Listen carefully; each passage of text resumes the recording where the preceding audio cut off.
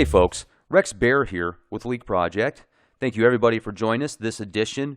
We are going to be discussing the most current updates we have on Planet X and the binary star system that is being reported from around the globe. I've read a couple of comments recently on a video we did here about a week ago that said, well, if Planet X is really there, how come people that are astronomers, amateurs, saying, hey, I can see this heavenly body that shouldn't be there, and sending pictures? Well, they are. We're getting them from all over the place. So is Steve Olson over at the Wormwood System Observer. Robert H. Evans Jr. is getting a ton of photos and friend requests from people that are seeing these strange anomalies in the sky from not only webcams, professional grade cameras and observatories, phone cameras, pictures from high-end digital Nikons, etc. So there's a lot of evidence out there to point to a planetary body that shouldn't be there, at least from what we've been taught in school typically. So we've got about 24 photos we're going to share with you that have been sent to Robert H. Evans Jr. from all over the world, and they've been sent in from different types of cameras, from observatories, etc. So we want to get your opinion on this. I do my best to be as neutral as possible. I actually think that some of them are just very strange anomalies, but many people have different opinions. So would like yours here at the Leak Project. Make sure to subscribe to our YouTube channel, youtube.com/clandestine Time Lord, to have access to all the latest podcasts, first and free. You do not have to pay to be a member with Leak Project and get access to this information. We pay for the equipment. We put together the time and effort to get the guests on the show. About a week ago, we did a podcast, and I thanked whoever it was that contributed $100 to the show. And then I read several comments after that oh, we're trolling for money. Well, folks, we're not. If you'd like to contribute, fantastic. If not, I think you're contributing just by listening to the shows, and I appreciate that. So thank you for all that you do, everybody that has been a part of this, and we will continue to bring you cutting-edge information from guests around the world that are at the tops of their fields, that are not going to be given the time of day in many of the mainstream, brain-drain media outlets. And also, I would like to recommend, if you have some information or photographs of Planet X, please send it to Bob or myself. Guest bookings at leakproject.com is our email, and Robert H. Evans Jr. is the Facebook page for Bob here. And he's got probably over 1,000 people that help him and contribute to this Planet X Nibiru phenomenon that many people are seeing.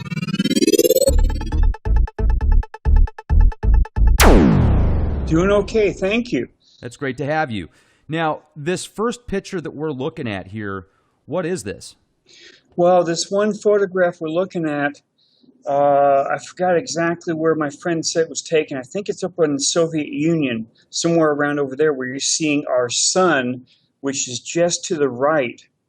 And then off to the left, you're seeing another one of those moons of Nibiru. Now, you can call these things planets, Planet 9, planets of Nibiru, or moon of Nibiru. But as I've said before, we have 8 of these things in our skies right now. So we're seeing them off and on. The problem is the Earth is orbiting counterclockwise right towards them, or Nibiru itself. And these things are getting larger and larger and being seen clearer and clearer in our skies all around the planet. Yeah, I mean, that's a pretty interesting shot right there. Now, I'm going to go to the next one below it, and it looks like this was sent out by Melia, Australia. Yes, they're seeing it down there in their skies. Now, I couldn't get a larger enhancement of that, but that's, again, one of Nibiru's moons, planets. I mean, Nibiru is about the size of Jupiter, if not larger, so these things are about the size of our planet Earth. Now, a lot of my friends are saying, Bob, if these things are real, why aren't they affecting the Earth? Well, they are affecting the Earth. The volcanic activity has been going up through the roof. Earthquake activity has been on the rise. Our weather is really screwing up left and right. But no one's talking about this because it's in our skies. Everyone else is seeing it, but the news media will not talk about this stuff. So now you're seeing pictures from Australia, different people, down under, down the lower part. This one here is from a newer friend. You can see the sun, and at the very top of the sun, Rex, with your arrow going down just to the top, you'll see a bump right there above our sun. That's what this person took this image, and it's very clear to a lot of people who are following this that our sun is one object, and here's this other object being seen right above it. Let's see, she's from Canada, Quebec. Anne-Marie. Thank you, yes. Anne-Marie. From Quebec, Canada. I hope I pronounced your last name properly. Hope we'll see more from you. Thank you. Sure. The photographs are just coming in left and right. I'm getting them on my Facebook Prime Message, from emails. People are taking photographs of things in their skies using their iPhones or their iPads and sending them. And you can only ignore this for so long, okay? A lot of people, they want to go home, they have dinner, they relax. Next morning, they get the paper, they watch the morning news, they go back to work, and they don't want to have anything else delve into that cycle they're in. And I hate to mention this. Last week, my wife and I were going on a vacation down to Carlsbad, and I had a small stroke when I was walking up here in Gary Street in San Francisco. But if I'd gone into Kaiser to complain about the headache, then we wouldn't have had our trip down to Carlsbad. So I didn't say anything. I still have a bad headache from it. I'm sorry to hear that, Bob. Oh, yeah. A lot of people are paying attention to this because they want to know what they think is coming. These are not normally being seen in our skies for over 3,000 years. That's probably a smaller thing. There's a small one right there. And that large one is clearly something that's being hidden from our eyes, either by the ETs, which are intervening, or from our chemtrails. Numerous people have sent me photographs of a big round thing in the skies that they can't explain. It should not normally be there, but people are seeing them. A lot of the all sky was turned off the other day, I was told. My internet's been really shaky over where we live. But you can clearly see these things, and there's the date and time right there. So a lot of my newer friends, just the other day I had 50 friend requests, and it just took me a long time to even cut it down because I have my own jobs around this place here. I can't always sit on the internet. There's that thing up. See, it's an observatory where you're seeing east, west, north, south. And the observatories are seeing this stuff with their own multi-million-dollar cameras. And it makes you wonder. Okay, it doesn't make me wonder because I have a good enough idea what they are. And there's that red thing, and there's that big circular type thing, and our sun's off to the left. So and what I'm wondering if this is a reflection off of something else, like if there's like another red object. There is a good possibility of that, Rex, but I have to imagine that since this is a camera from an observatory, not my camera, not your camera, but the observatory has it set where they are not seeing reflections. Could be. Okay. And also, though, if you look, though, at the way that it's lined up, you look at this big circle here, right? And in my opinion, I think that this big circle is probably just a reflection of some sort. And then, and the person that took this photograph disagrees with you, which is totally fine. And I just wanted to just let me get my 2 cents in here real quick. Why I feel this way is because of the way that it's lined up perfectly. If you look at the straight line here, I've got this mouse cursor that I'm going to try and give you a reference point. The way that this is perfectly off to the Sure. right. And if you see this, like these red dots here, I mean, obviously these could be a lot bigger if these are some type of planets or comets or some type of objects. And then if the Right. sun is reflecting that, kind of like this color right here, you see this color red here reminds me of the same red color here.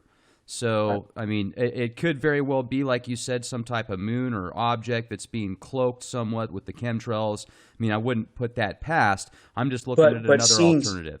But seeing something that large in our skies fooled me at first during 2015 when other people were catching this magnificently huge thing in our skies. I'm thinking, that thing can't be that close.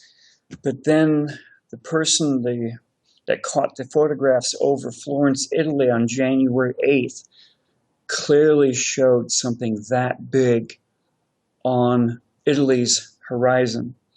So when I see something that big in our skies, it doesn't faze me anymore. I don't know how close we are to these things. Only the powers that be know that much information. I don't know how large these planets or moons are. It's a little bit, and here you see what a person put a refraction on the upper one. They thought it was a refraction of something. This one's from Ken Williams. I just want to give a shout out because he's been sending me photos now for over a month, and we tried to do a couple of shows with Ken and Bob, and it was funny because both times we tried to put together a show. The first one, we had some technical difficulties on his end. The second time, we spent over 4 hours recording this podcast. And then when we got finished with it, all the lights were flashing and the whole thing was just totally wild. So we basically had to scrap it. Now, maybe it was just user error. I mean, I'm sure that's what it was. But look at these pictures right here. I mean, he takes these from sky cams, and he has a very prestigious position in the medical industry where he knows how to read certain charts and visuals that most people aren't trained for. And he started looking at these sky cams over a year ago before he started seeing these things. He used to look at it just to waste time when he didn't have something to do in between work. And then he noticed these things start coming around about a year ago, and he says they're getting closer and closer. Yes, and they closer are. And that's because the Earth is orbiting towards them.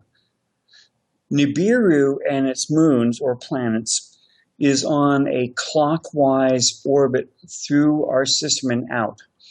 The Earth, all the way, all of our planets except for Pluto, the dwarf planet Pluto, orbit counterclockwise in our own system. So we're heading from the right to the left, right towards them. That's why they are growing larger and larger in our skies. The last person who knew about this was Ipawer, an Egyptian scribe, back around 1613 BC. And he said the destroyer was a reddish mass in their skies, and it took up basically almost 1/5 of the skies from the horizon on up into the upper atmosphere. So they saw these things really large in their skies then, and we're seeing a red mass in our skies now. The Holy Bible calls it wormwood. The Hopi people here in the United States call it the red kachina. So, there's that big red mass being seen in the skies. It's not our moon, because our moon is usually white with the black areas, asteroid type or meteor shower type areas. So, we haven't seen anything like this for 3,000 something years. And that's why everyone's getting confused. That's why some people are really just taking one photograph after the other, after fancy telescopes, using the astronomy type stuff, like this one picture from here, Savannah Skies, Australia, one of their observatories down there. You can clearly see it's an observatory when you see the print where it says north, south, east, and west. That's an observatory photograph. You can see all that red. Yes. And without knowing what was in their skies, that could just be the clouds, But the huge red circular thing is clearly one of the things we're seeing in our skies. Another picture And Ken sent us from the sky cams. He took this off of sure, his not iPhone, but what are they called? The tablets that Mac makes. So this right here, he thinks is the Nemesis. He says that he didn't see this a year ago, and it's now slowly been Nemesis, creeping in. Or the red Nemesis, Kachina. right? Nemesis, Nibiru. What's the other term? Ho Columbus. Never could pronounce that correct. We've been told. Hercubolus or something like that. There you go. We've been told over the years different names for this thing, and a lot of it's been misinformation. A lot of it's been, deliberately put out to, no, this is just this one thing. No, it's Planet 9. No, it's Nibiru. No, Nibiru doesn't exist. It's this, it's that, it's this, it's that. Back in What does this look like to you, Bob? That looks almost looks like one of the camera images from the Soho, where you're pointing to that long arm that holds that big disc out in front of the camera. I honestly don't know what that is, because that wasn't one of my photographs. There's that big red thing in the sky down there. So we get the sun right down there and virtually in the center right there. And then we've got the big red thing up there. Some of these cameras, I'm quite sure they have an arm reaching out to hold this disc at a certain distance from the camera lens, and that disc hides all of the parts coming off our sun, so it's not being blinded by looking at the sun exactly itself. Now, this one's interesting because I call this one, or no, this isn't one I call Space Skittles. There's one I'm going to show you in a minute that looks like all these different colored planets out there. There's that big red disc down in the right corner right there.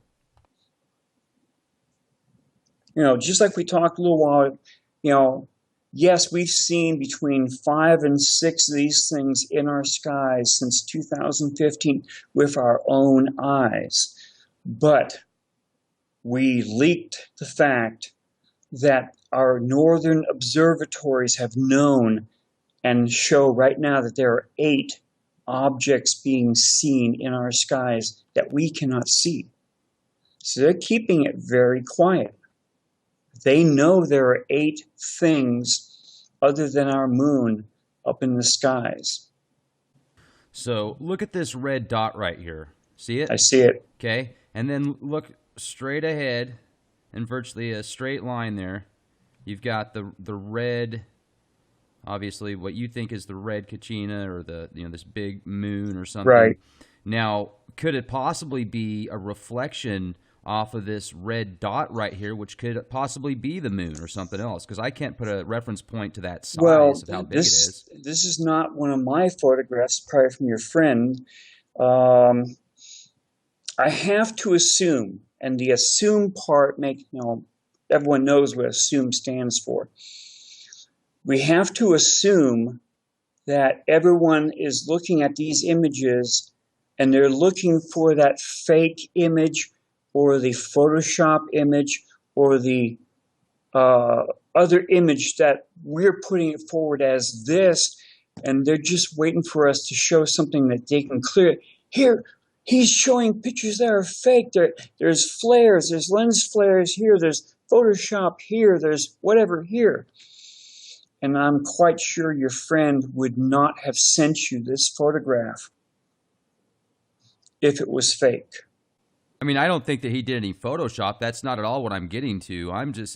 Clearly this is the picture that he took off of the observer. What I'm getting at is I'm wondering if that's like a sun reflection, a light reflection off of that red object right there. I have to assume that this photograph was taken by an observatory camera, because it was still showing the north, south, east, west there, that they have eliminated all those things from every photograph that camera takes. Okay? That they have looked at under times when it would have had a lens flare or this or that.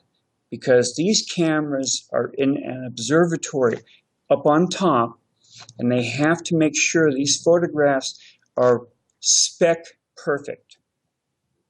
Otherwise, why have it there if it's going to be affected by this or that or this or this? And Well, I that's mean, exactly in this picture here, if you look at the sun and you look at all the stuff around it, you can tell a lot of this is lens flare, right? I am not a photographic expert, so I cannot tell you one way or the other. I would be lying. So, and then I'm looking at this red, the red anomaly down here again, and I can see if you look straight above it, there's this red mass again. Just right there. Yeah. Now if you had the camera in your own hand, you could move it right or left, and you could see where possibly a lens flare was. This being a stationary camera underneath a dome in an observatory, I can't answer anything beyond that. What I can say though is it's certainly a strange anomaly, and it keeps coming up about the same size, and Right. it's coming up multiple days, different observatories, different cameras, different people. So, and one thing that's staying the same is about the size of it. I mean, it's Right. staying the same. So, I mean, there could be something there. I'm just trying to look at this as analytical as possible, and I understand it completely. Now let's go to. And I'm actually thankful you do this stuff, because of the fact that we were just sending in photographs to you with no warning or any idea how they were taken. Then it all comes back on top of you. So I'm glad you are. Is this real, Bob? Is it not real?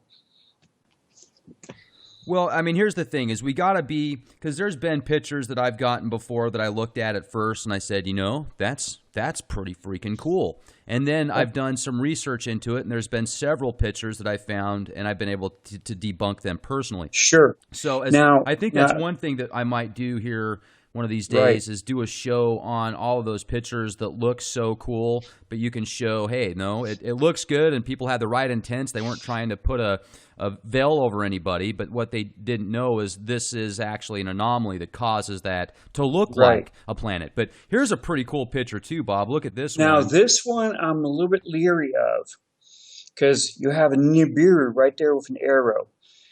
Nibiru orbits between Jupiter and Mars, and it's supposedly about the same size as Jupiter. Now, any of us looking up into the skies will see a little tiny dot showing Jupiter. Okay? Okay.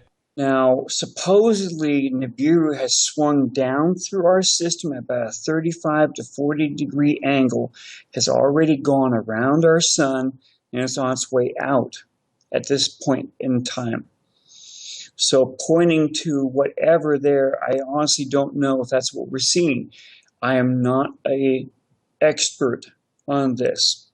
So when you show something that shows star patterns from whatever program, I know a lot of these programs were deliberately screwed up on back in 2007, 2008, where they actually had a part of the sky blanked out. Microsoft Worldwide Telescope was really bad for that. So was Google Earth Sky. And all the other programs had the same thing. So now they're showing where things should be. Now, okay, back in 1983, NASA's people said they saw something with the IRIS infrared satellite well beyond Pluto, and they said it was 4 to 8 times the size of our Earth. And NASA the scientists finally came in, and they said, no, these guys didn't know what they're doing. They shouldn't have caused a news conference for this. And they pulled all the stories. And now all of a sudden, within the last year, we've got, hey, here's Planet 9. It's real. It's coming in. But we won't see it for 10,000 years. And it's between 8 to 10 times the size of the planet Earth. I'm sorry. They're all playing with the same information. They knew this stuff was coming in.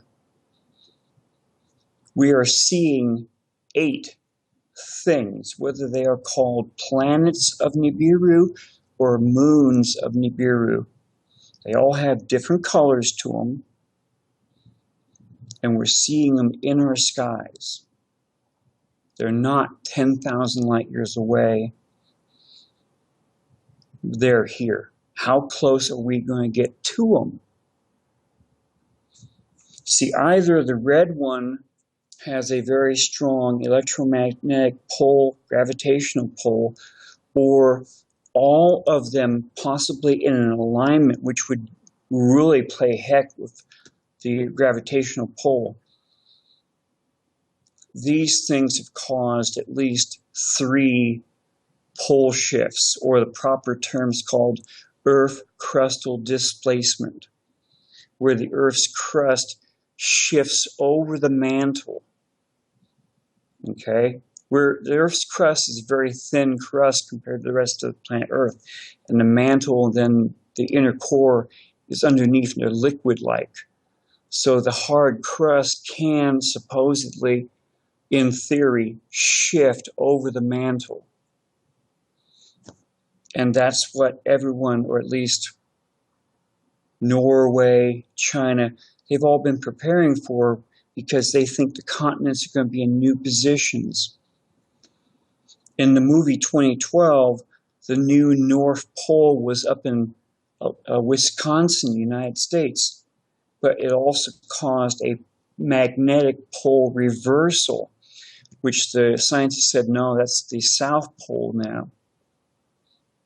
And that's why the Chinese built all these huge cities, fully ready for everyone to go into, but they're being kept abandoned. Everyone's being forcibly kept out of them. That's why we've been putting M1 Abrams battle tanks up in caves up in Norway, and all the other equipment to back them up, because they know Norway will be on the other side of the Earth, will be nice and relatively warm instead of being frozen. That's why they built the emergency seed vaults where they did, because that also incurs a possible flood.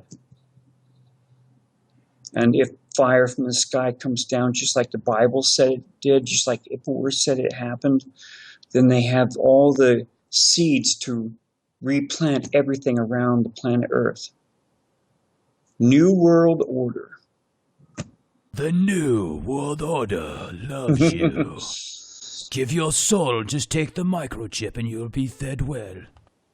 Yeah, right. Now, everyone is saying there's going to be a debris field and the Earth is going to be swinging right through it. Because the planet Nibiru, it probably has debris right behind it, right alongside it, in front of it. And so should all of these moons, because their gravitational pull, as they swing through space, they drag all this stuff with them.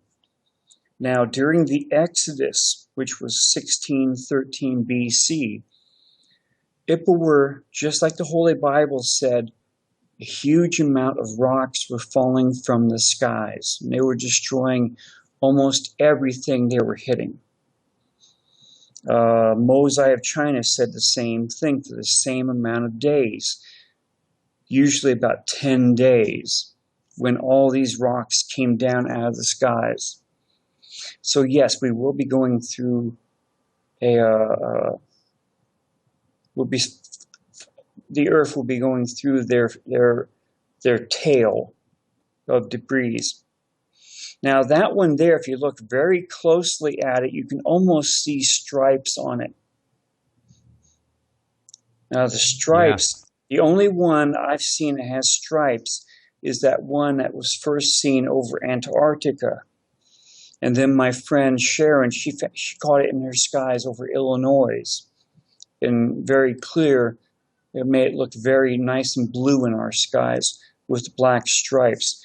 None of the other ones of the 5 or 6 that I have photographs of have the same type of stripes as that first one which we've seen.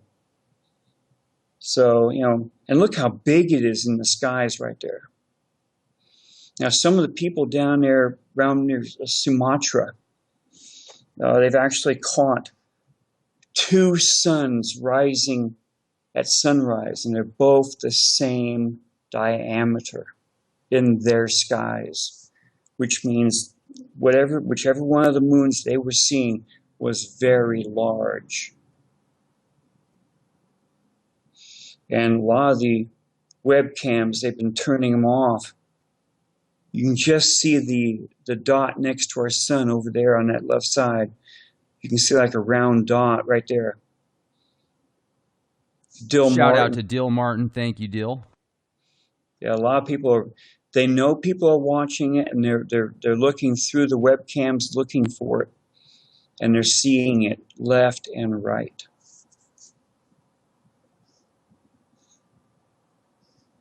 That one's from Dawn Hall. She's up in Washington State, and she has a really fancy camera which can see into the infrared band. And the next one down is where she inverted the photograph, seeing that here's our sun, and there's that black dot just down below it, slightly to the right, right there. When you invert a photograph, that eliminates any lens flare, because lens flare would be eliminated just by inverting it. So that shows a very strong thing where that arrow is pointing to right there. And then she jumped it up to the enlargement just to the left, right, of that photo right there. You know, you got some really nice, good people out there that have the cameras, they have the program. Now, Dawn Hull, she has had the Men in Black check out her. She's out in the boonies up there and she's actually had her computer taken down several times, or her internet taken off. Now, she has a really big dog, and the dog is always seeing something in their backyard, and it's gone after it several times. But she stayed with this, just as I have, even though what she believes is happening. Well, it says that objects and all the shots that she's taken with a specific camera, it's a Nikon, Right. And it's in the same general area, she claims. So let's flip through them again here real quick. We'll kind of bounce through these and see. Yeah. That's interesting. I mean, when you first look at that, it looks like just a really cool lens flare almost, but you know, because it's so perfect, right? But then exactly. But when you enlarge these photographs up to something where you can clearly see on the screen, which a lot of my friends have done this, then suddenly the camera does different things to it when you have to enlarge it that far up. It's an icon from the fifth dimension. Yes. That's pretty cool. Now, also, I just wanted to throw this out there again. You know, I mean, this is the article that came out that says Caltech researchers find evidence of a real ninth planet, and they say it's about 10 times that of Earth. It orbits 20 times farther from the sun, and they basically say... Which is almost exactly what the scientists said back in 1983. I tried to get these guys on the show, Bob. Sorry to interrupt. I tried to get these guys on the show, and they haven't got back to me. And I've tried sending them emails, and they haven't got back to me either. Huh. Maybe the board got them. Or maybe they're just told to say this much and don't mention anything further. Exactly. You see, back in 1983, the scientists said the things between 4 to 8 times the size of the Earth.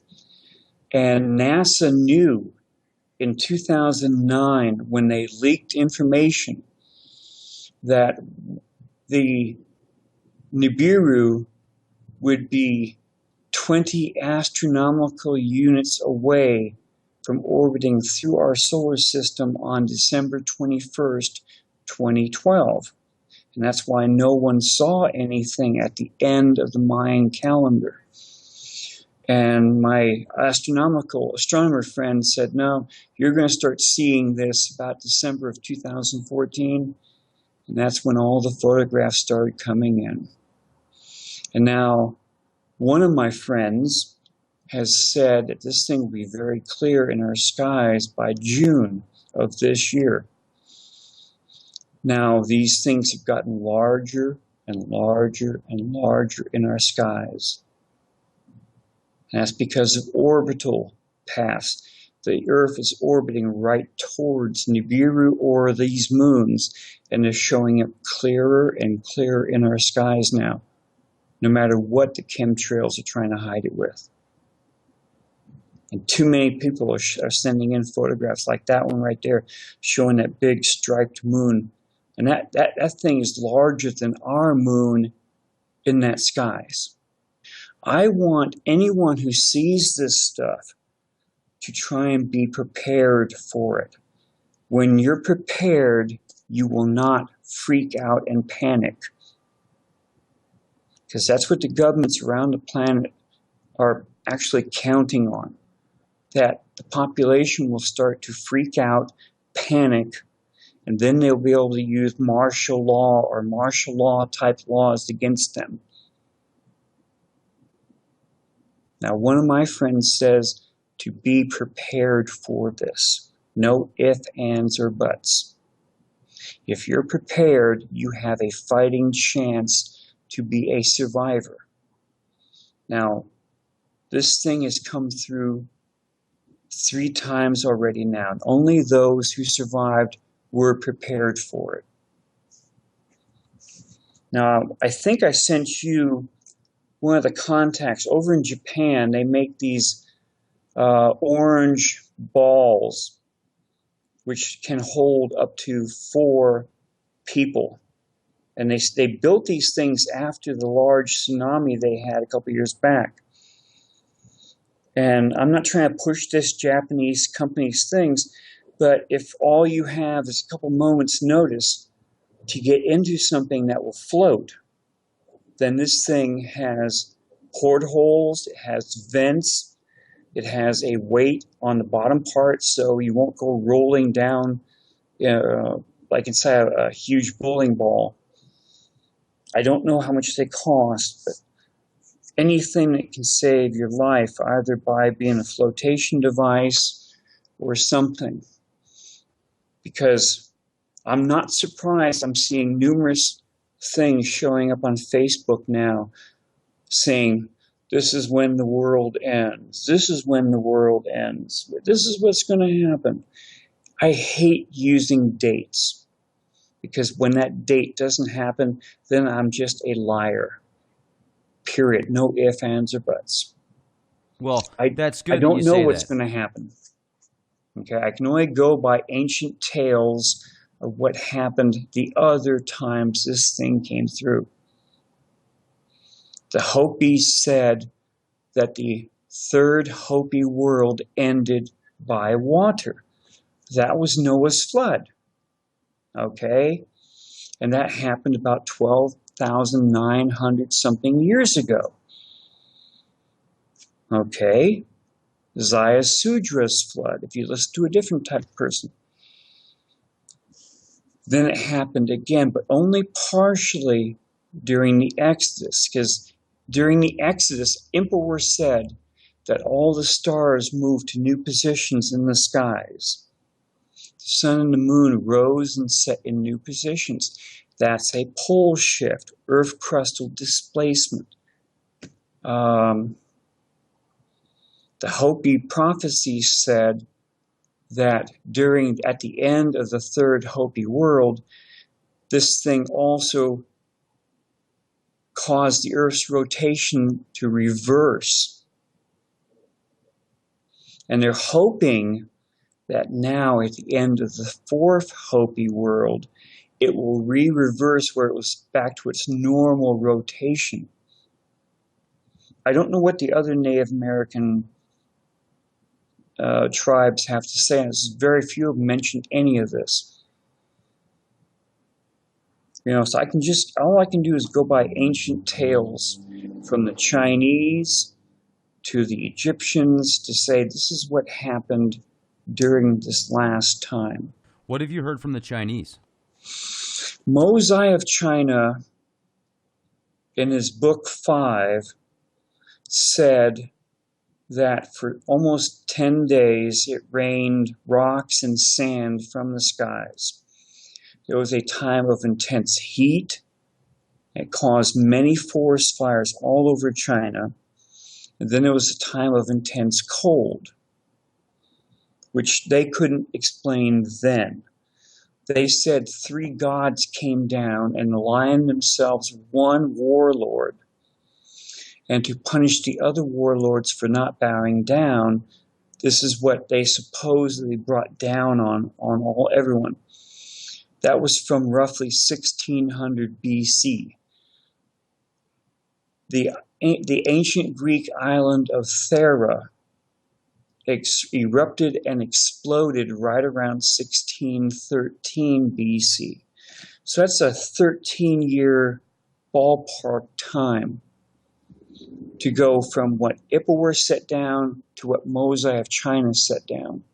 That's just too close, right in there.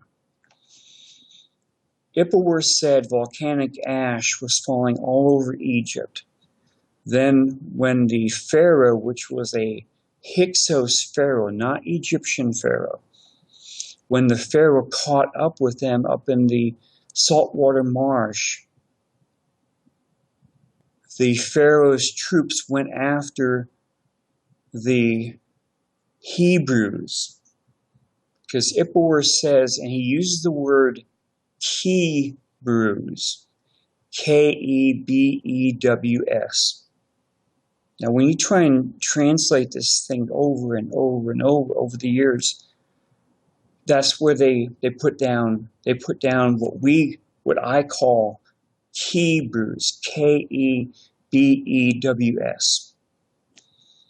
The Hyksos were a Canaanite people which came into Egypt during the 12th Egyptian dynasty, took over the upper part of Egypt up by the Nile Valley until the end of the 17th Egyptian dynasty. Akhmos and his brother were Egyptians from Lower Egypt. They kicked the Hyksos out of Egypt, and the Egyptian army chased the Hyksos up towards what's now Jerusalem.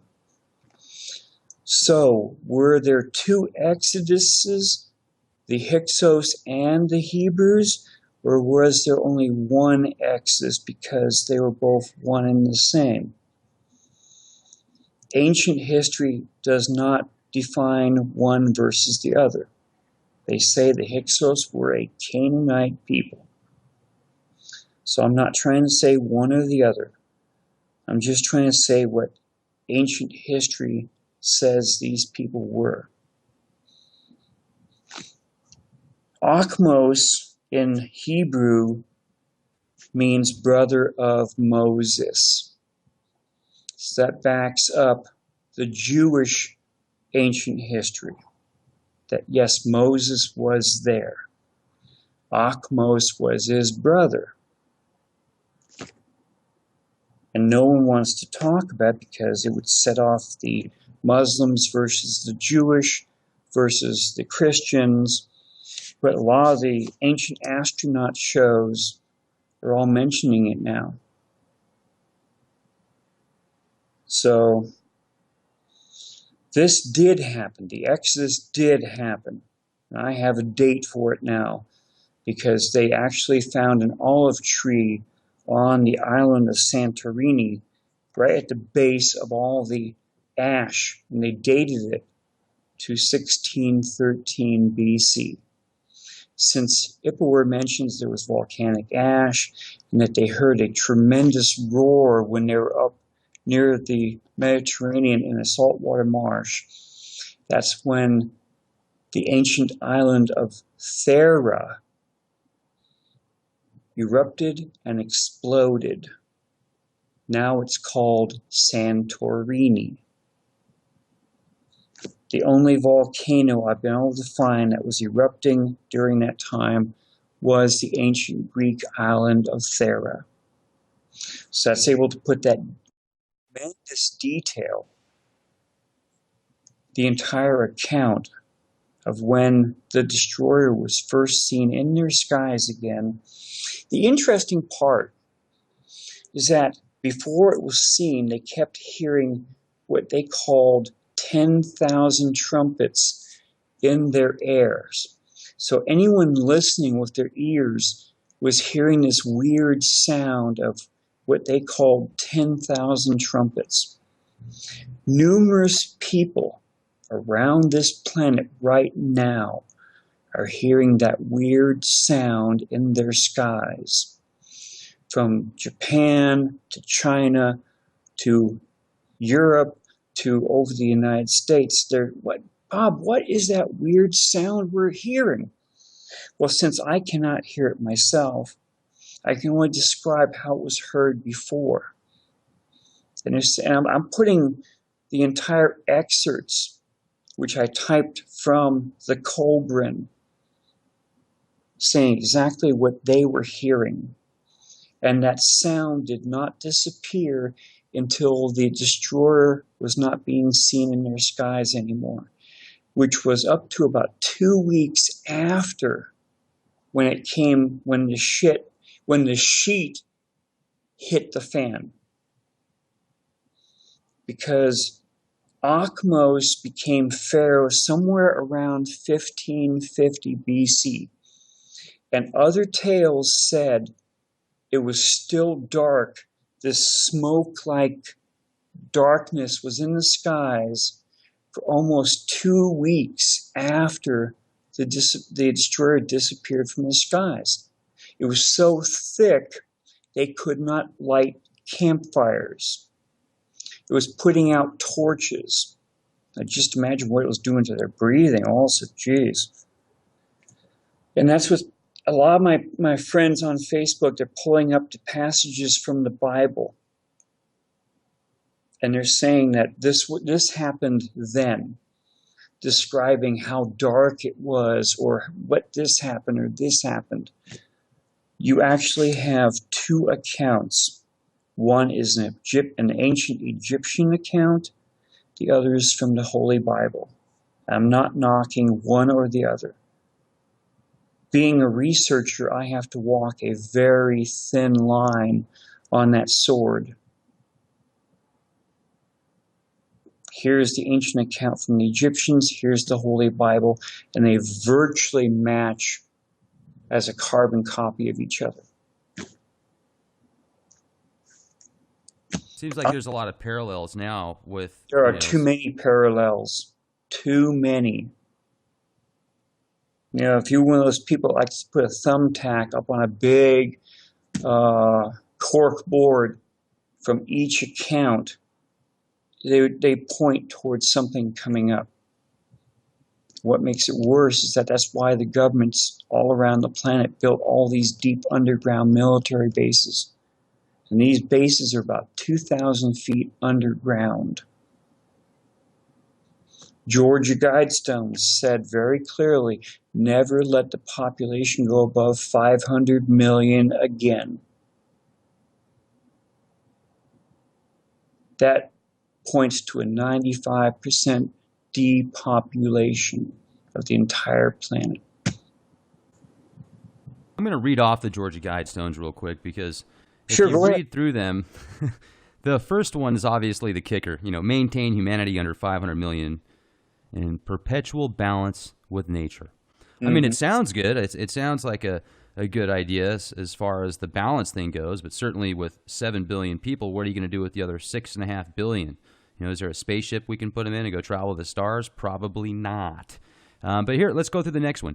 Guide reproduction wisely, improving fitness and diversity. I mean, what's wrong with that? I think that's awesome. Unite humanity with a living new language. Now, that one I could look at as well. I could certainly see how people would want to be able to understand each other better from other parts of the world. Yet, does that mean that we all have to go to that specific language? I mean, could there be more detail on that? Let's go to number 4. rule passion, faith, tradition, and all things with tempered reason. Certainly, that seems like a good idea to keep balance within your emotions as well. However, I could see the implications on both sides of that. Right. Let's go to number 5. Protect people and nations with fair laws and just courts.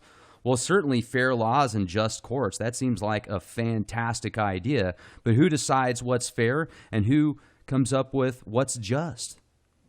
And then number 6, let all nations rule internally, resolving external disputes in a world court.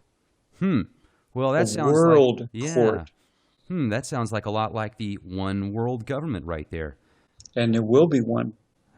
Well, you know what? I think there already is. I mean, certainly you've got multiple governments, yet at the very top levels, even when you talk to people that are very high up in politics and in corporations, and you ask them, hey, do you really think that there's a possibility that we're going to go to war with China or that they're a threat? No, absolutely not, because they want to play ball just like we do, because we're all a part of this worldwide web game, this worldwide economy. And what they're more worried about are people that are going to go off rogue and do things independently. You know, people that actually have the skills, like retired veterans and such, that didn't like to be used as guinea pigs in wars and lied to and injected with experimental vaccines that had horrible poisons in them, and they're pretty upset about it. Those are the people I think that the super elitists that are running things are worried about most, because they've actually been trained to do things. Now, let's go to number 7. Avoid petty laws and useless officials. Well, hey, let's make that number 1, guys. Let's do that as the number 1 agenda. Avoid petty laws and useless officials. That would take away about 99% of the rules and regulations out there right now, in my opinion. Sure. Balance personal rights with social duties. Well, what do you mean by balance personal rights, and what are your social duties? I'm not sure about that. Prize truth. This is number 9. Prize truth, beauty, love, seeking harmony with the infinite. Well, I mean, gee, that sounds like the key to the kingdom right there. If truth is genuine, if beauty, love, and the harmony with the infinite, divine providence, I mean, that sounds fantastic. Yet, who is their infinite? Who is their harmony that they want to have with? And then number 10, be not a cancer of the earth. Leave room for nature. Leave room for nature. Now, once again, I think that that's a good idea. I mean, certainly a lot of people are very wasteful, and if you look at a lot of the damage we've done to the earth, it's because of corporatocracy and this overzealous thinking of we can just consume and not give back. I mean, if we keep going the way that we are, what is it going to be like for our great-great-great-grandchildren on this planet, you know? So, I mean, definitely we got to think about those opportunities. However, I feel that those technologies already exist, Bob, and they're being suppressed by those that don't want that information being out there. I mean, here's another thing. Ladies and gentlemen, think about this. If you had free energy, how much more control would that give you? If you didn't have to rely on utility companies to provide power for your appliances, your heat, and everything else that you do that needs power, it would certainly give you a lot more freedoms. I mean, think about the ways you could drive and get from point A to point B. Let's look at the military applications. If there's free energy, just think of what certain tanks and other weapons or automobiles or airplanes or jets could be doing without having to refuel every certain amount of miles. I mean, it could just change the entire globe. So all of these things sound great. It just seems, except for the first one, obviously, and there's some ones in there that make you go, but what we need to do is just be aware of what's going on. And that's why it's great that, Bob, you've got such an awesome network on your Facebook page, Robert H. Evans Jr. If you guys have information about Planet X or this binary star system, please send it in to Bob, because he will make sure to get back to you. And he's just got an entire network now, an armada of people that are working together trying to expose this information. So I appreciate everybody joining us tonight here at the Leak Project. It's been great having you all here with us. Make sure to subscribe to our YouTube channel, youtube.com/clandestine Time Lord. We do these shows for free. We don't charge for memberships, and appreciate everything you do, folks. Make sure to stay safe, be the change that you want to see. This is Rex Bear.